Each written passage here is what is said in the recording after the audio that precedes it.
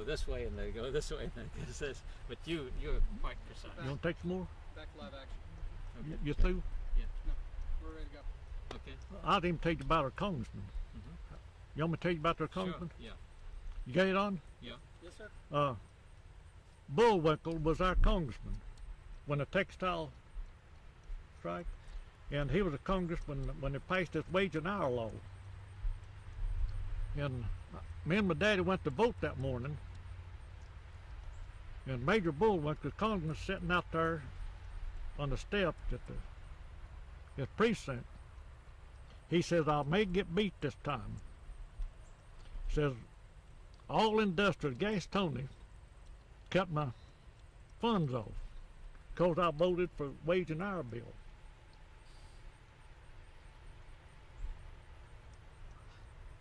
Did he get beat? No.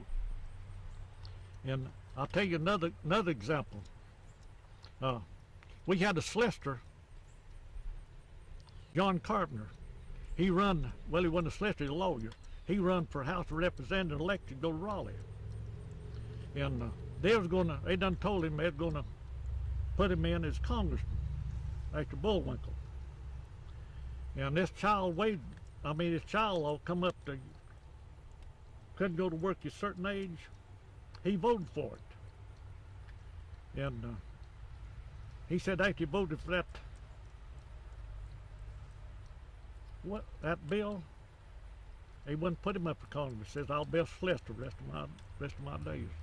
See. That's Tell us about the rest of your father's life. What happened after he left here? well, he went to Caldwell County, and he farmed. He farmed on up to his retard.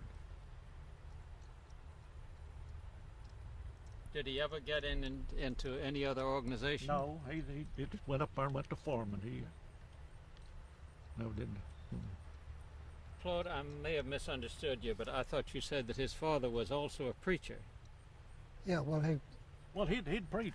yeah, Yeah, he'd preach. He'd take some. The preacher wanted to night off for summer. Well, I've heard him preach pulpit. Yeah, he preached some, but he taught Sunday school to his right around 80-year-old. yeah, that was Maybe 80 active in the Methodist 82. church. Us Baptists don't know what all the Methodists do, you know, but I didn't know that was one that he did. I asked that because some people have told us that the people who were working with the union were pretty trashy types. They weren't in the church and so forth. Well, I know where you got that. Where? You got the inside the mayor or something like that. See, that's where you got it. See, they can talk to the other crowd. Yeah. Yeah. And then we met Claude. And now we're meeting you. We're finding out a different story. One of the things we're trying to do with this is that textile history has been told almost entirely from the point of view of the owners and the managers and the engineers and the technicians. But you'd have thought, if you go into these museums, that the cloth made itself.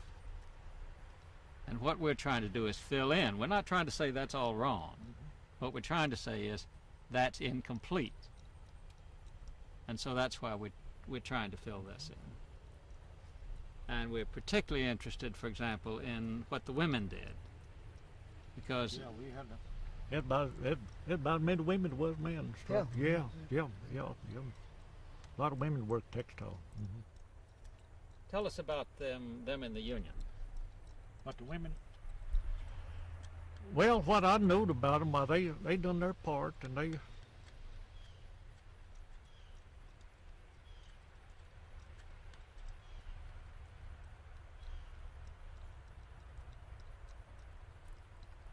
I'm gonna tell this.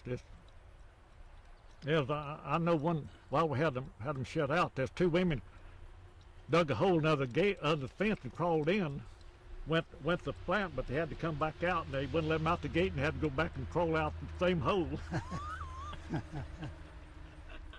You know who that was, don't you? If you'll give me a name, I'll probably remember it. Joel Bradshaw and Lowell Armstrong. Oh, Yeah, that's what done it. yeah. See, I'd forgotten about that, but that Yeah.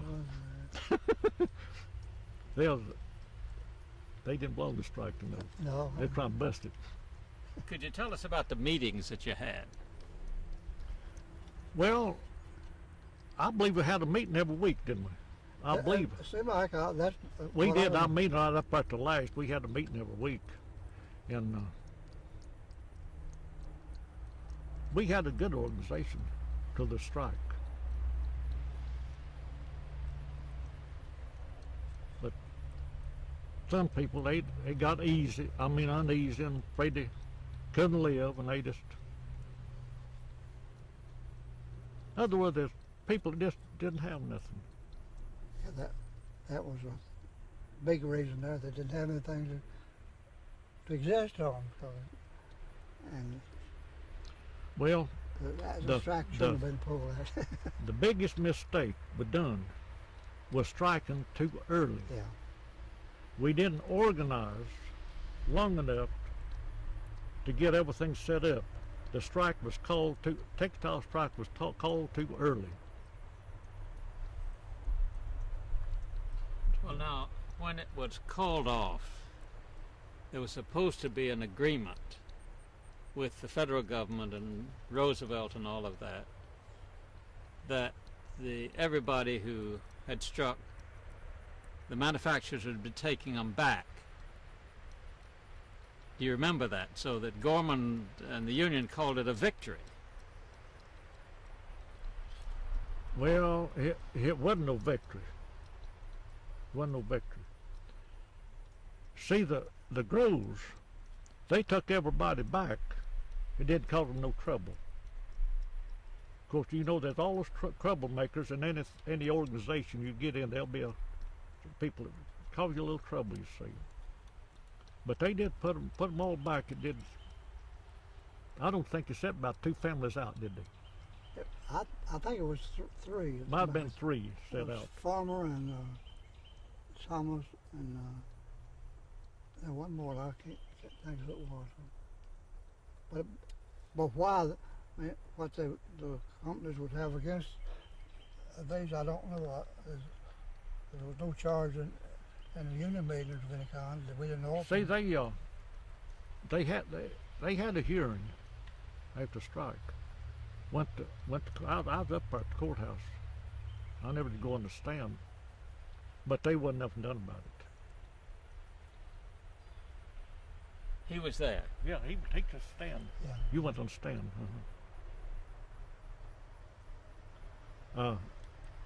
That's when The reason I didn't want to stand, I done went back to work, and the superintendent come in and told me, asked me if I'd go and be a witness, and I said, well, I'd rather not, for I'm back to work and some of them people's not back. He said, we want you to go. I said, well, I'll go, but I'm gonna tell it just like it happened. So I think that's one reason I wouldn't have put on the stand. If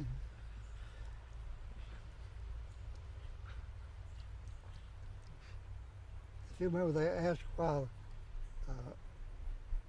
the people were not put back to work, and I believe it was Thornburg said everybody had been put back to work except the undesirables.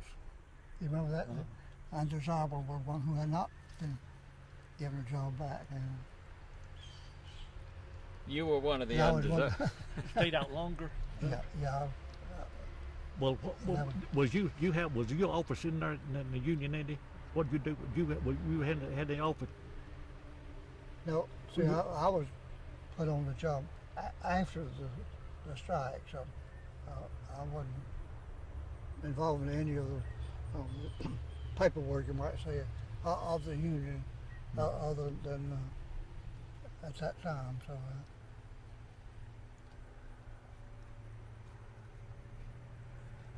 Now you were in there for You were in there. You were out of work for 6 months then.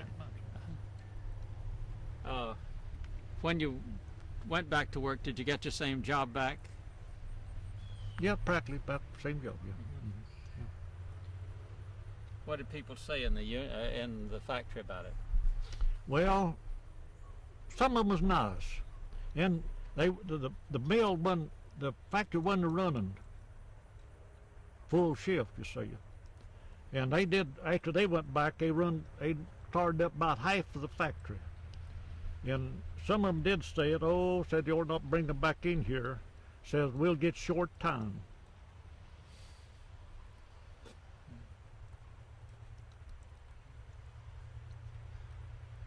Now, you were living on the Grove. I was living in I live in. Tell us about what kind of village it was. Well, it was a pretty nice village. I mean, back there, they didn't build houses like they build now. And, of course, it's cold in wintertime. What kind of bathing facilities did you have? 10 tubs.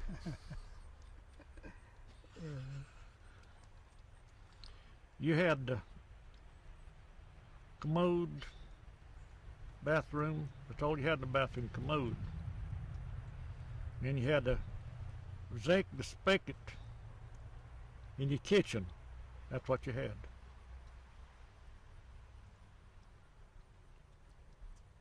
Electricity? You have electricity? Oh yeah. Now when I was out, I can say one thing about Earl Groves. He had a heart in the way, for he didn't charge me no rent,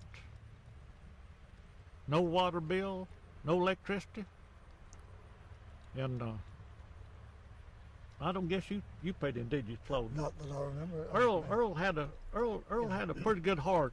I mean, when it owned the mill, he of course, I see his point. He wanted to bust the union.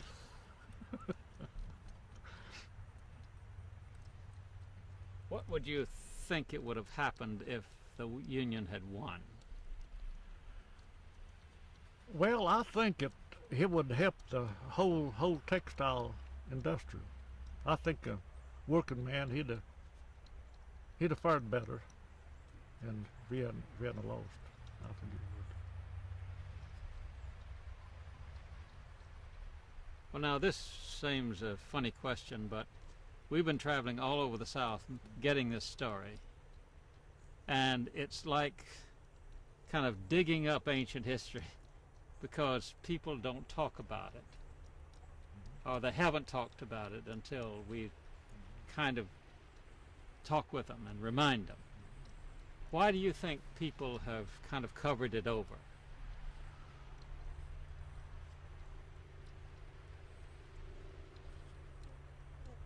Well, the way I see it, them was in the union lost. It kind of knocked them back some. And some of them, and that keep them talking about it. And the reason they ain't organized today, they're scared. They're scared of their job.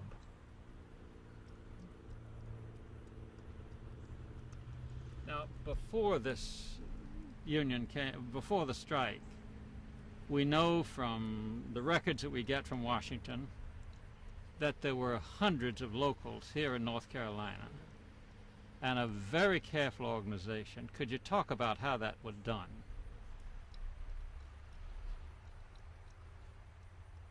Speak that again. Okay, your local was one of over 100 in North Carolina.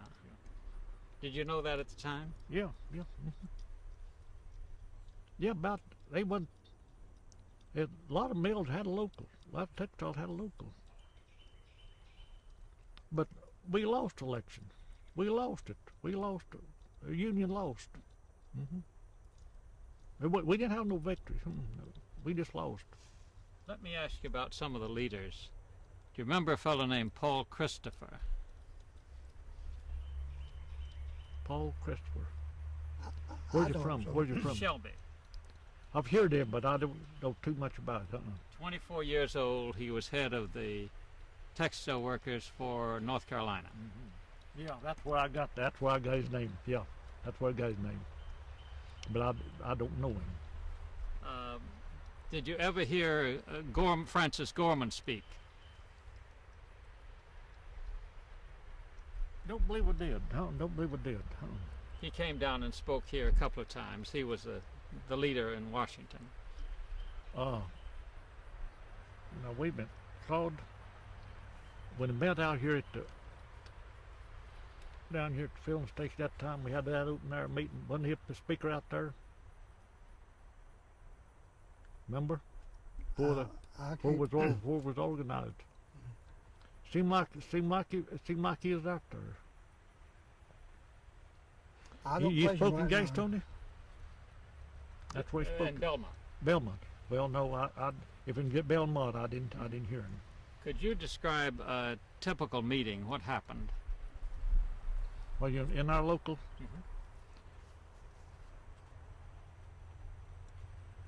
Well, I don't know. It's been so many years. There's a lot of it. We'd have a meeting by. Yeah, just talk about different things about most of the time about organization. You see. I mean, would you open with prayer? Would you? Oh have yeah, music? yeah. They'd had prayer every time. Yeah, yeah. What about music? No, we don't. We didn't have no music. Something. Nope. Nope. Did any of the women speak? No. Don't think so. It's funny. That's what we've gotten from lots of people. That the women were in the picket lines. They were around. They cooked. But somehow women just didn't. Back then women didn't speak too much nobody. That just come out you late. Has that changed? Yeah. You were married then, of course. Oh yeah. Was your wife a member of the union? Oh yeah.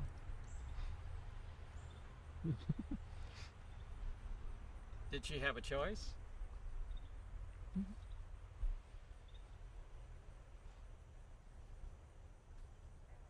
Now, we were wondering how you did the organization.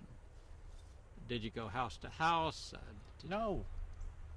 We just advertised it. We met in a it used to be a grocery store. Big building. It had a lot of room in there, and that's where we had our meetings at, in an empty grocery store. That's where we were organized. And I don't think we didn't go to house to house. The people come in. They come in and join it. They come in and hear Daddy speak and different ones. He can make pretty good talk. Yeah. You take after him, don't you? No. No. Now, did you have any trouble with spies in the union? I don't know of any. No, No, not, I don't know of any. not in our union. Huh? They might have been. They might have been after strike come out. That some of them maybe say a few things, but.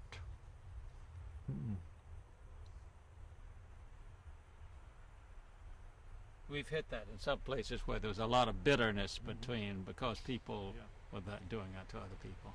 Yeah. We didn't have no better. After strike did we close. We didn't have. I mean, people after strike, ones are working, one is struck. They got along all right. They wasn't no. I mean, they didn't feel hard at each other. Huh? How long did you work in the mill after that? I retired there.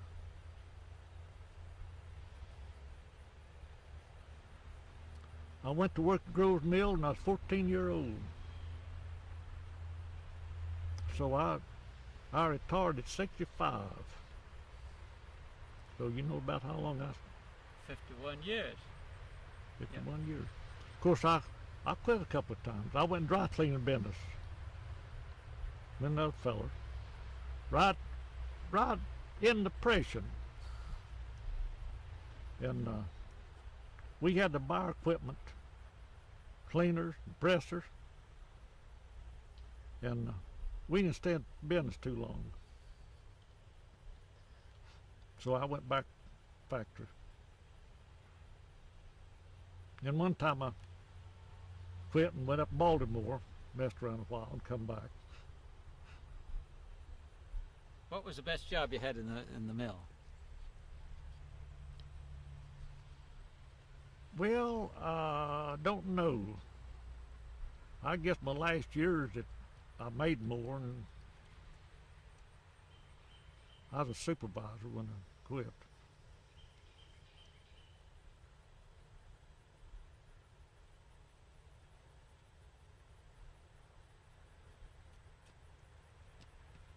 Well, what we'd like to do now is to show you. We've got the tapes, haven't we? Yeah. I'm just wondering, George, if we wanna do that now. Well, we've got. You might show them those pictures. Okay, we can show you some pictures here. And I'll tell you, one of the questions you asked, there was a big plane coming over, and it was Which a one? nice question. So Which- Yeah.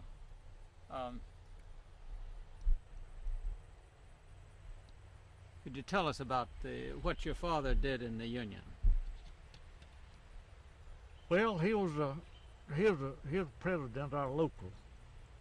He done all. He helped arrange it, done most of the speaking. We had a vice president, secretary.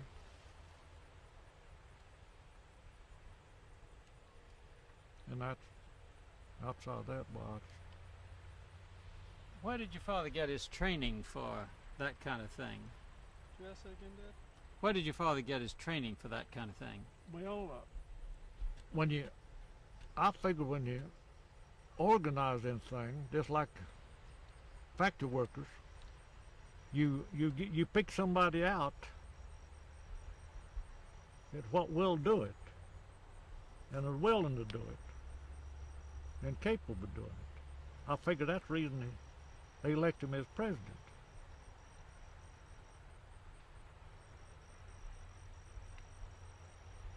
So he worked there in the factory.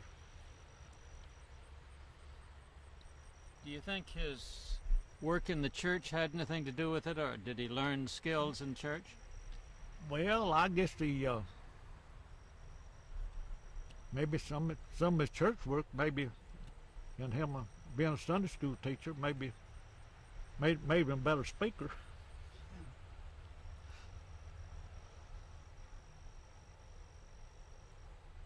But that gives them better knowledge of people too.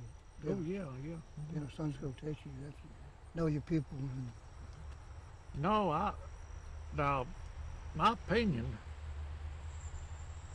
I think the people that struck was about as, and stuck with the Union, was about the best people there were. Don't you think, Claude? yeah, I think so Huh? too. Yeah. I'm just figuring out. I know the most of them. You live in a village, you know about everybody. You work with them, go to church with them. And I figured the one that stuck in the organization, they was about the best people. Could we see that again? Just from what the I know about him. Just like Claude there. He's always been I've been knowing him ever since. He's always been a good boy and a church going. Could you say that again about? the people that struck and stayed by the Union? That's what I was. Could you say that again? What's that about the? You were telling us about how good they were. The people that struck and organized. I think the one that organized along the Union, they were about the best people that worked in the factories. For what I know, I worked with them, went to church with them, and they were just good people.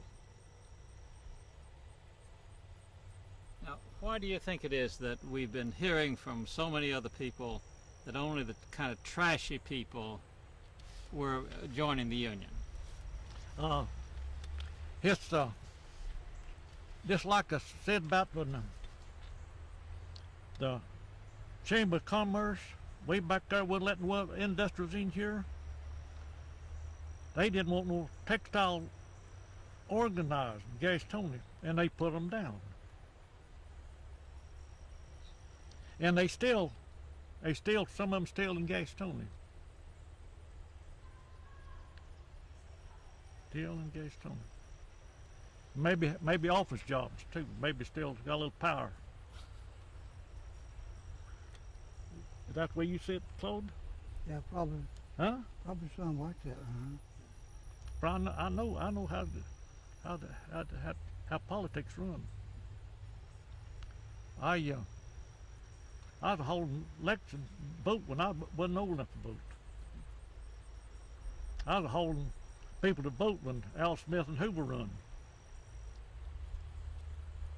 Who were you hauling for? Al Smith. My daddy was for Hoover. My daddy Al was a Smith. prohibitionist. Al Smith. He's a Catholic. The Cotman brothers, you remember them? They went around every community putting on these shows what the Catholics would do if they got in power. That hurt Al Smith. I run into one several years ago. He was working in the Flint manufacturer. Cotman brothers' son, you know him, you looked after the supply room at the Flint mill.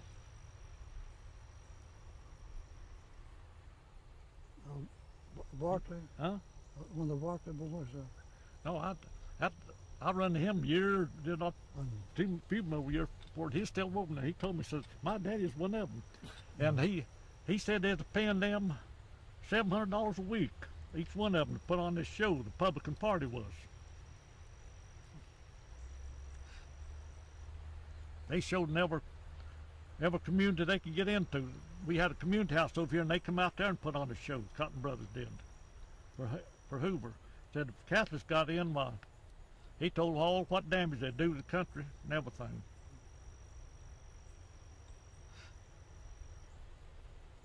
Well, I never thought about it. My father claimed that he was against Al Smith because he was a wet.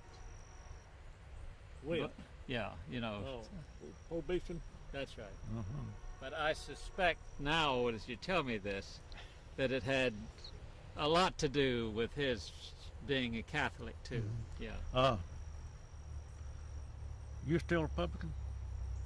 I've never been a Republican. That's my daddy. Well, the Republican Party will still do the same thing now. My daddy told me when I was that high, the Republican Party is a money man. Democrats is a working man. In all these 83 years, I found that out.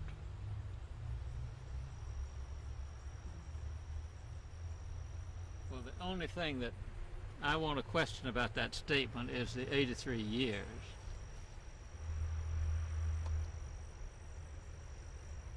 What do you mean?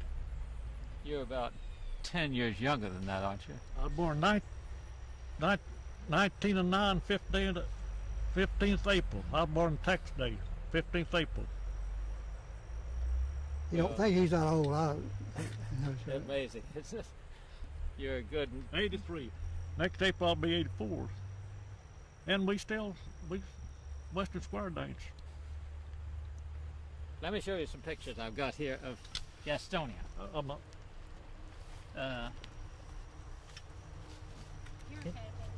Here's a parade on Labor Day in Gastonia.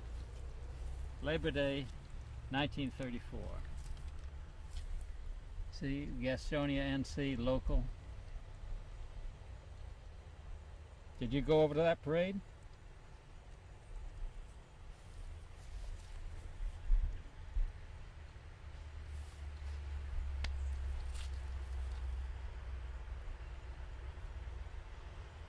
Seems like I can't remember this now. I might have been there.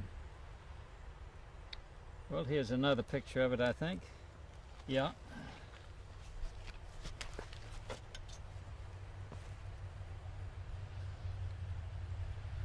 Ranelagh. Ranelagh local in Gastonia.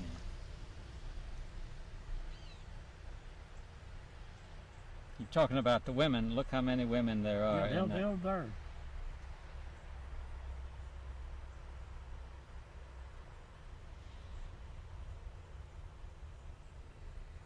Now this fellow here looks like a black man. Maybe he isn't. No. No, he's not black. No. Would there be any black men in the mills at the time? No, only thing that black people then done, they cleaned out the restrooms and come through the mill. They used to have fire buckets hanging up on posts instead of sprinklers, and they worked out in the open room, open bales of cotton. Wasn't no black people worked in the mill back then, huh? No.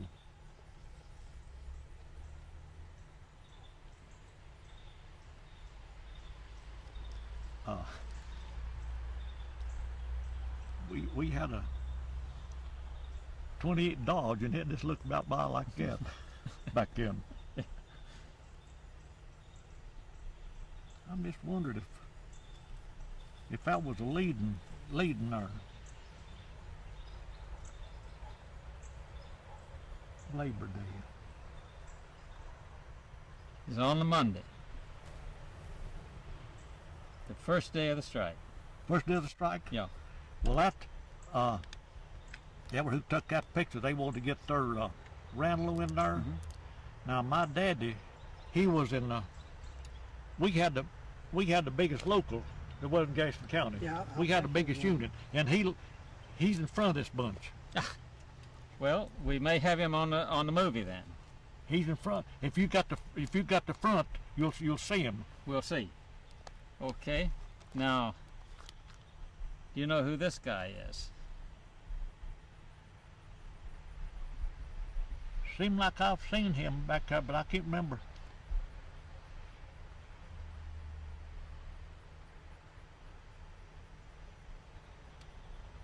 Is that the Farstone? No, Roll that's Ray? the Parkdale Mill. Parkdale Mill? If you got the front, And this not guy, afraid. this guy was from the Smyers Mill, and he's up speaking there, and his name is on the back here, I think, isn't it? Oh, you remember him. Judy? I've heard him speak. See what it says here. Strikers at Gastonia volunteered to join a flying squadron by raising their hands. The flying squadron was formed to march on mills which had failed to close. It doesn't name the speaker here, does it? Albert Henson. I've heard him speak though. This is Albert Henson. Oh, you know Albert Henson. Yeah, Oh yeah, I know him well. Yeah, I know Albert Henson. Yeah, I know that. I couldn't call his name though. That's been a way back there. Now, I hope you got the picture of that front of that parade. Well, we'll look at it in a few minutes. But you knew Albert Henson. This is another big. Oh yeah, I know him well now. Yeah. Tell us about him. Tell us about Albert Henson. Well, he was a nice feller, as far as I know. He's a good speaker, and outside of that, that's only really I know. Just hear him speaking, you see. Well, we have him on a movie Have you? speaking. Yes. Uh-huh. So we'll be able to show you that. You saw it this afternoon, didn't you? Remember And the he's still living. Yeah. Oh, good. No, no, he's No, not. He's not dead, but you got him. You remember the one we were showing this afternoon? Okay, and here's one other picture we want to show you. Show him the one with all the signs on it, George. You just passed it. I did. Yeah, wait. It's right after this one. Oh, yes. Pick that one up. Oh, Yeah. here. Yeah. This is one at a big meeting with all of these signs. Let's take it out so you can see it better. Okay. Look at all those locals.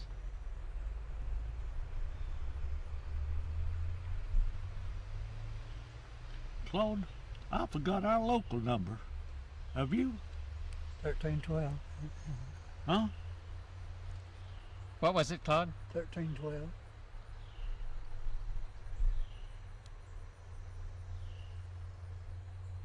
I don't see it there.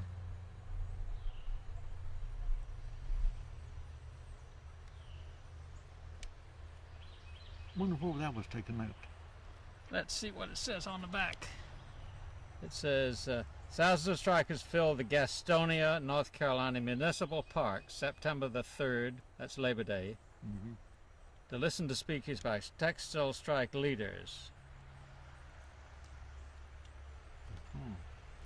So that's in the park. What parts they call it? Let's see, the park. Municipal Park.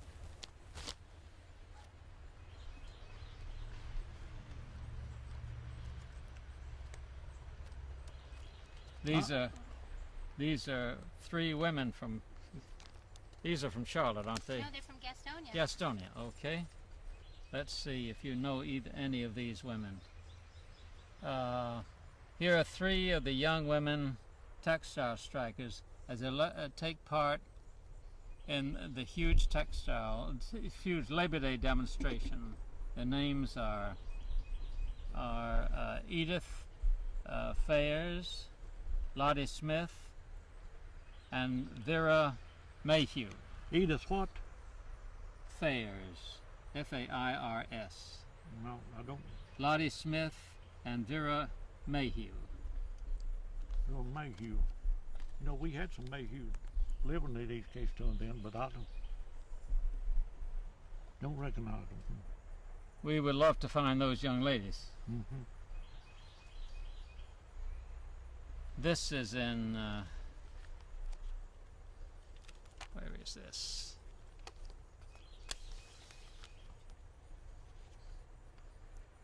This is in Belmont. Remember the time that they bayoneted the... Yeah. Well, that's where that happened. Yeah, National Guard done that. Yeah. Took a bended in them. Tell us about it. Cause it didn't move. We heard they chased him down the street onto somebody's porch and bayoneted him. Tell us about it. Let him tell us about it.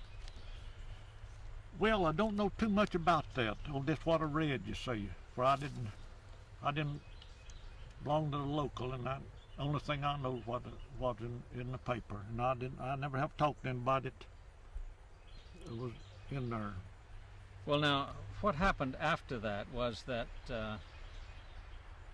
for about 6 or 8 months, the different labor unions in Charlotte protested the fact that the coroner would never have a trial. And the labor unions went back and back and back. We've got a lot of stories out of the paper about that. Kind of like Honeypath. George, there's a funeral in Mount Holly that I think a lot of union people went to. Did you go to this man's funeral? No. Mount Holly? No. It's still some way yet, but back then, the working people and the laboring people, they didn't have much change. The higher up ruled, see. Just like Honeypath, South Carolina, they didn't find nobody killed them 7 people. I believe it's 7. They didn't find nothing. They never did. They shot out the window. Now the manufacturer owners and the higher up, they know who done the shooting. See? And that's the way it is now, just like here now. They can do anything and get by. And it's still probably like money rules. Still money rules so far yet. Yep. But you got just a little bit of change, better change now than you get back in the 30s. Yep. Some. This is a big meeting in Charlotte. Yeah, right there. Yeah, the day before. The day Well, before the strike started. I wouldn't know. Yeah. We've got a lot of newspaper accounts of what happened there. Again, you see a lot of women. Yeah. And everybody all dressed up.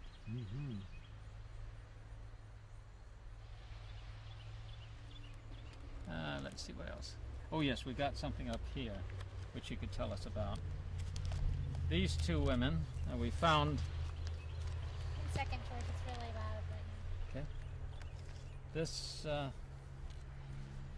These two women have come to the Union kind of soup kitchen, food kitchen, to get food. Yeah. And we found this lady. Mm-hmm. Now, where's that, in Charlotte, or where? No, this is, let's see what it says, Belmont. Belmont. Well, we set up one there. You set up a what? Give food people, strike, and they give out some food when needed, the native. I never asked for none, but some people got it. Claude was telling us something about that. Yeah. When it's out of food, they fed them. Did your father have anything to do with that? Well, he was a local. Yeah, he was a local. He helped organize that too. You see, we had some money in the treasure, and we got just a little bit from headquarters, not much. But the Union was young. See, we didn't build up our treasure. Struck too early.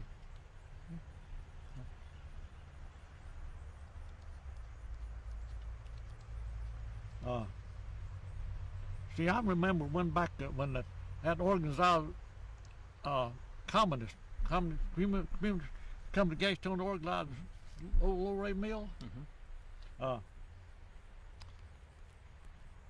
Miss Wiggins, she's from Bessemer City, and she belonged to textile workers, and they was going to organize a factory in South Gastonia, and they was coming from Bessemer City down there. Well, they called what they called they had a name for them. I know one fellow was in it, for he drove a no elastic. He was a bookkeeper, one of the mills in West Gastonia. He was one of them, his organization. And they turned them back. When they turned them back, they followed them and shot in the back end of the truck and killed Miss Wiggins. 100 men? Huh? Was it the 100 men? Ask him, George. Well, we know that I was back before we organized. Yeah. That was before that. See, that was that other textile unit at Russia, and fella Beale, you know, you remember him. Yeah. And they had their headquarters down there in, I didn't know the name of the street, so that they decided they'd go down and bust them up. Chief of police and some of those went down there, and that's where he got killed. They shot him. Chief Idaho. Chief Idaho, yeah. I'd take this spot right where they shot him now.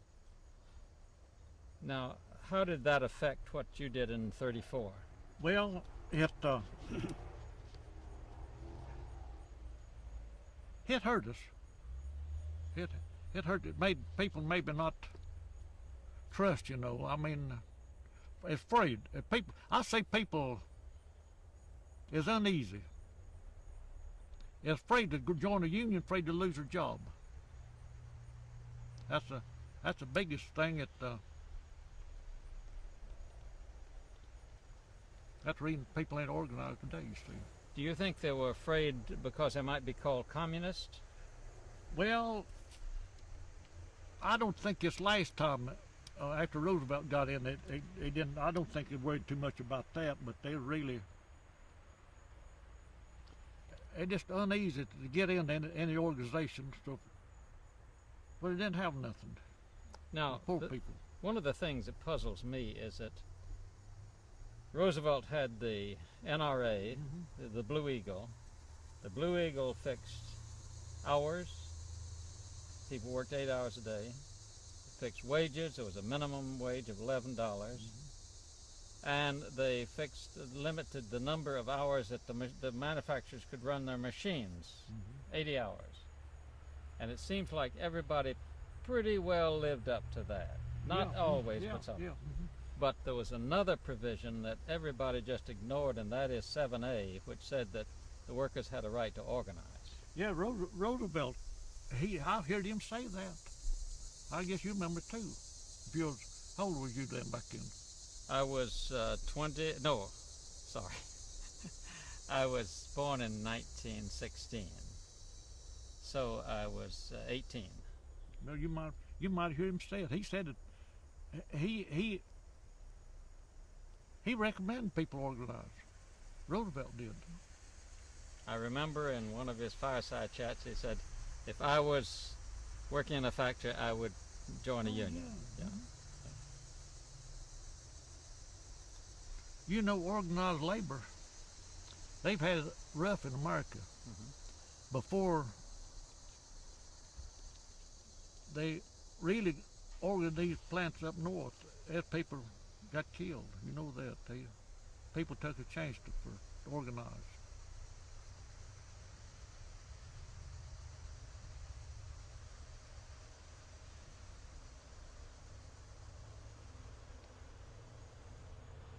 Yeah, they'd as soon to shoot you as to let you organize. Where they showed it in Honey Pass, South Carolina. We have, by the way, complete description of that from two eyewitnesses who were there. So Honey Path we've got covered nicely. All right, now did you remember what they told you? They shot outside. They took around and showed us where they fell, outside the mill and outside the fence. They had a big fence. Couldn't get in. They was on the street when they was shot down. We went never home. Yet where they was laying down for the funeral that morning, and we went to the funeral.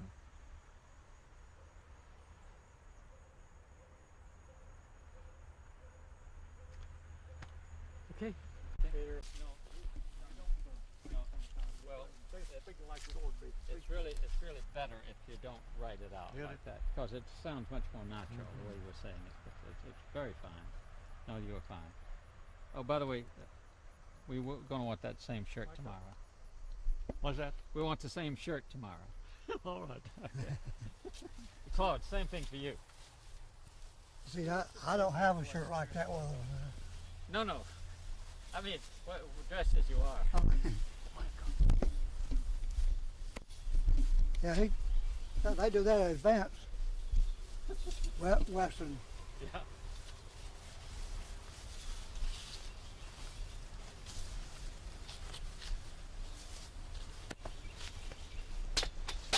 It was a pleasure to meet you, sir. You have a good evening now. Thank you. Hopefully you won't have any TV gremlins coming in and disturbing you tonight. I'm going to get the release form.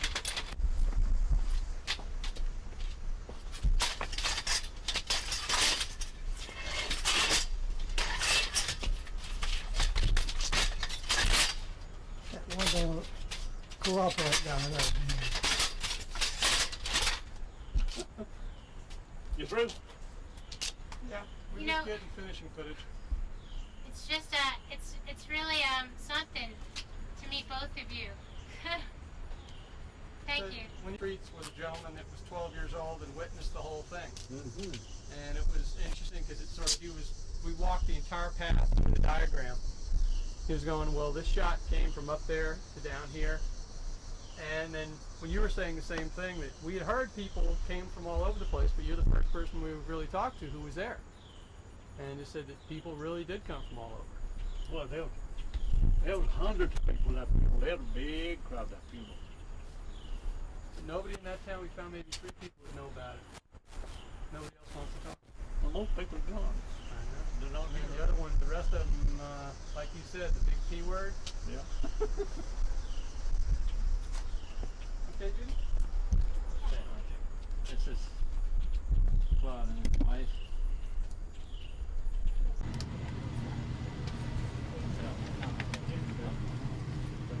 No, we're not shooting. Huh? Okay. Well, we came to say goodbye. Okay. We came by and say hi. I want to be shot. No. So this is